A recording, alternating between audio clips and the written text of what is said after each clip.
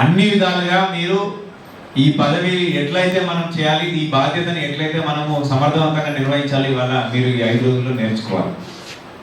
ముఖ్యంగా పంచాయతీలో మీరు వందల పనులు ఉండొచ్చు, కానీ ఒక 4-5 అంశాలు ఖచ్చితంగా ప్రతి పంచాయతీలో చేయాలి. ఇది చేస్తే ప్రజల నుంచి చాలా మన్ననలు వస్తాయి. ఇవి చేయకుండా మిగతా మీరు ఏమన్నా చేయండి, పెద్ద పెద్ద ప్రాజెక్టులు ఏదో ఒకటి చేసి వేరే సెపరేట్ నిధులు తీసుకొచ్చి ఏదో ఒకటి చేసినా కానీ ఈ 4-5 అంశాలు ఏదైతే ప్రస్తావిస్తున్నారో ఖచ్చితంగా ప్రతిరోజు ఎవరు సమీక్ష చేసినా చేయకుండా సర్పంచ్గా మీ బాధ్యతగా తీసుకోవాలి. ఒకటి, పారిశుద్ధ్యం. ప్రతిరోజు కూడా 6 గంటలకి మన ట్రాక్టర్ పోవాలా, చెత్త సేకరణ జరగాల. ఊరంతా కూడా 7 గంటలకు అందరూ లేచి బయటకు వచ్చే సమయానికి పరిశుభ్రంగా ఉండాలి. పారిశుద్ధ్యం లేకపోతే మిగతా మీరు ఎన్నైనా చేయండి, ఇప్పుడు మీకు సరిగ్గా అది ప్రజలు ఎప్పుడు కూడా దాన్ని స్వీకరించారు. పారిశుద్ధ్యం అనేది ఇప్పుడు మన ఇల్లు క్లీన్ లేకుండా ఉంటే ఏమన్నా మంచిగా ఉంటుందా మన ఇల్లు? చెప్పండి. ఫస్ట్ పరిశుభ్రంగా ఉంచుకుంటా లేదా పొద్దున?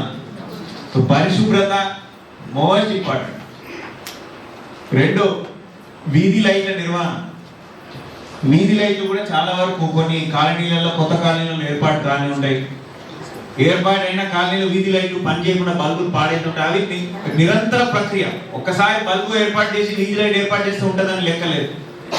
కాబట్టి వీధి లైట్ల నిర్వహణ కూడా ప్రాపర్గా చేసుకోలేకపోతే ఇమ్మీడియట్గా మీరు వెచ్చించే డబ్బులు, మీ తీర్మానం కూడా పంచాయతీలో వీధి లైట్ల నిర్వహణ మీద ఖచ్చితంగా ఉండాలి. తర్వాత పచ్చదనం. గ్రామంలో నర్సరీ పెంపొందించడం కానివ్వండి, ఊర్లో చెట్లకు నీళ్లు పట్టడం కానివ్వండి, ఉన్న చెట్లకు నీళ్లు ప్రతి ఒక్క వర్షాకాలం సమయం కల్లా మంచి ఒక నర్సరీ తయారు కావాలా. అవన్నీ కూడా మంచిగా మీరు ప్లాంటేషన్ చేసి నీట్గా పచ్చదనం పెంపొందించాలి. 4, ట్యాక్సుల కలెక్షన్. పన్నులు కూడా మనం కరెక్ట్గా టైంకి కలెక్ట్ చేయాలి, అందరి దగ్గర నుంచి కలెక్ట్ చేయాలి. దాంట్లో సంఘీభావం చూపించడము దాంట్లో మాత్రం అస్సలు చూపించద్దు. మీరు ఒక బాధ్యతాయుతమైన ఉన్నారు. రేపు మీరు మీ పంచాయతీ నిర్వహణ చేయాలంటే పంచాయతీకి మీ ఓన్ నిధులు మీరు సమకూర్చుకోవాలి. ఎవరి మీద డిపెండ్ కావద్దు. వేరే స్టేట్ నుంచి, సెంట్రల్ నుంచి వచ్చేవి వస్తాయి, కానీ మీ పంచాయతీలో కరెక్ట్గా మీరు డబ్బులు ఉన్నప్పుడే వాళ్ళు కూడా పంచాయతీలో భాగస్వాములు అవుతారు. సో పన్నులు కలెక్ట్ చేయడం అనేది అదేదో మనము వారు ఎవరి కోసమో చేసినా కాదు, మన కోసం మనం చేస్తున్నాం. కాబట్టి పంచాయతీలో పన్నుల కలెక్షన్ కూడా ఖచ్చితంగా 100% చేయాలి. తర్వాత చార్జ్ ఎక్స్పెండిచర్ అంటారు. అంటే ఖచ్చితంగా రోజు మీకు 100 రూపాయలు ఉంటే ఆ 100 రూపాయలు ఫస్ట్ ఇవి అయిపోయినాకనే మిగతా దేనికైనా ఖర్చు పెట్టుకోవాలి. అటువంటి ఏంటిది? Current bill.